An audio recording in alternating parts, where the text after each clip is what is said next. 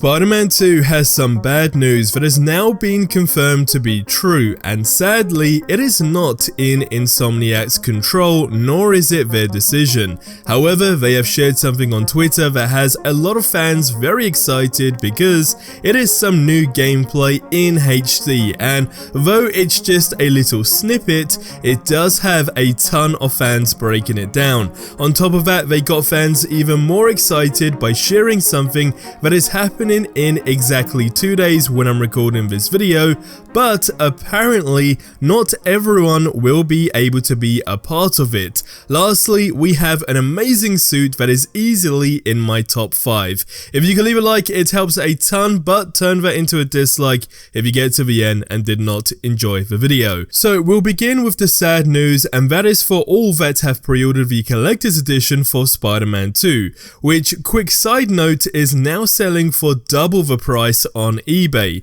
But that said, if you didn't know, the collector's edition does not come with a physical copy of the game. Instead, inside of it will actually be a digital code.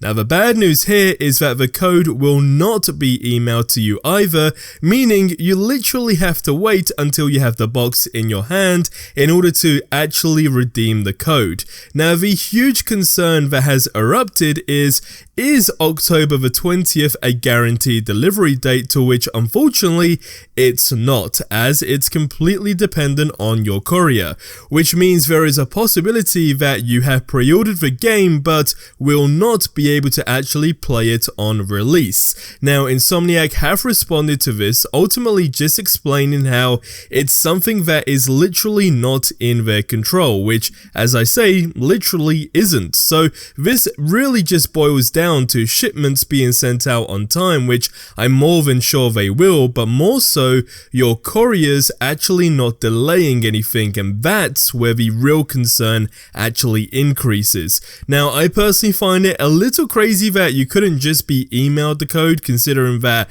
that's all you'd be waiting for, but who knows, maybe that'll change, maybe it won't, but let me know your thoughts on this in the comments below.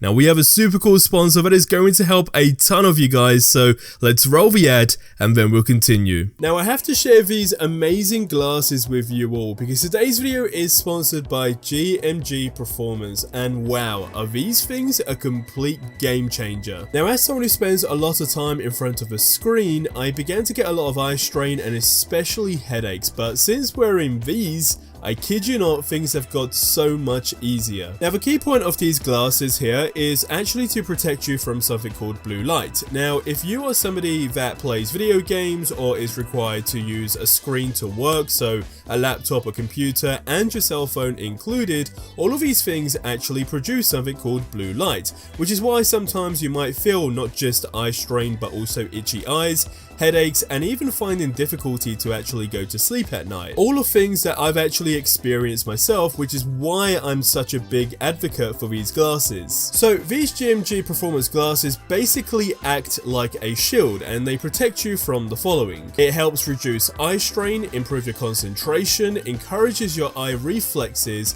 and it maintains the quality of your vision over the long term and preserve the quality of your sleep, most importantly. Now the ones that I'm wearing right here are actually the optimizer model, but they have a ton of models on their website for you to choose from that actually fit your style, and these are ones that are just perfect for me. Now you can actually get yourself some GMG Performance glasses for almost half the price, because if you click the first link in the description below, you will get 40% off, but it's only for the next 48 hours, and trust me, once you have a pair of these, it will be very, very difficult to actually not wear these. And again, as someone that has genuinely faced all of the issues of eye strain, itchy eyes, and all of the things that basically is a consequence of just blue light, trust me when I say you will definitely see the positive impact that these make almost instantly. So go ahead and check out the link in the description below. Now Insomniac has finally shared the HD clip of the new Spider-Man 2 gameplay that we got a small glimpse of off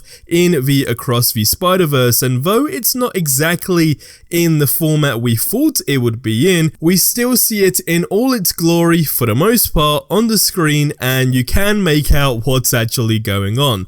Now, a lot of people are still skeptical that this is the first Spider-Man game, but Insomniac did respond telling people that, hey, it is actually Spider-Man 2, but I genuinely feel that a lot of people were looking for some sort of dramatic scene change like we got in the intro for the recent gameplay. But that said, I'm very keen to see what happens in July for this game, as that's when things should be going full throttle, and yes, I'm talking about that one potential whole month's coverage going on with Game Informer. Now, Insomniac also took to Twitter to tease something that is happening in exactly 2 days, which is the official Spider-Man 2 theme song, and they're going to be debuting it at the Hollywood Bowl. But the crazy part is, and I've just got to assume that they're actually trolling at this stage, but a fan asked if it would be online afterwards, to which they responded by saying that it's actually not going to be online. Now again, that just has to be a troll, or are they actually being serious? Is this only exclusive for people who actually attend the event? Probably not, guys, but we'll definitely have it online. At least that's pretty much what I feel is going to happen anyway. It would be very crazy if it actually turns out that, well, nope, it genuinely won't be online until they kind of announce it elsewhere, but I guess we'll have to wait and see. Now, we have a suit concept for Spider-Man 2, which I personally feel absolutely needs to be in the game. It was shared on Reddit by the user who goes by the name SuperDaltron, and this is called the Silver Suit. Now, I think this just looks super clean, and a lot of people were actually curious if it was inspired from another suit, but the designer actually said the following: it's not inspired from any particular suit, though this mockup is based on the classic suit.